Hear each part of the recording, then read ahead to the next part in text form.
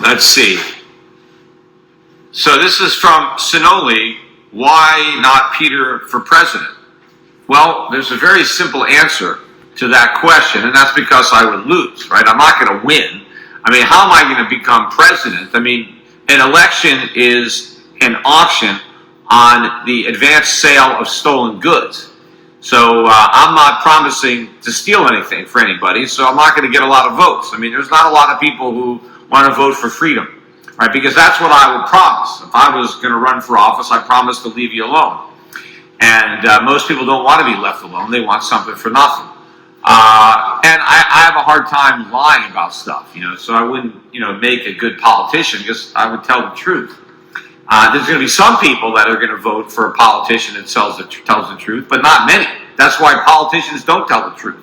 I mean, if you could be honest and be a successful politician, a lot more honest people would be in politics. The reason that there's so many liars is because the guys that are telling the truth are the ones that lose elections.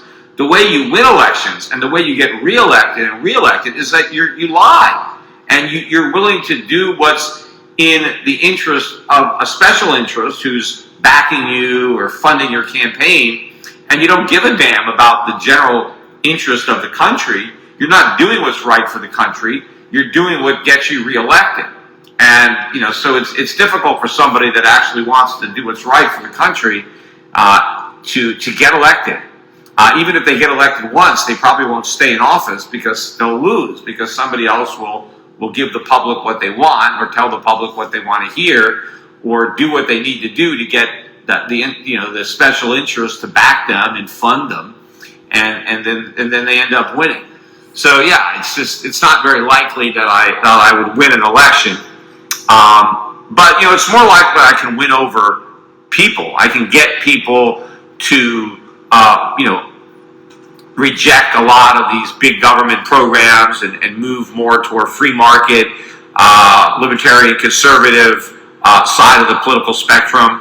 I can probably win over people who would want to follow my investment strategy and invest, pursue the way I'm investing my money. Because people here, people are tuning into this Q&A. This is already a lot longer than a bumper sticker or a 30-second, 60-second campaign ad. I mean, the things that I say don't necessarily work that well on a bumper sticker, and it's very easy, of course, for politicians to attack what I believe in sound bites, because Peter Schiff wants to take away this, or he wants to deny you that. And yeah, I want to take away what the government gives you, but I want to give back what the government took from you, and that's your freedom, your liberty, your self-respect, and your prosperity.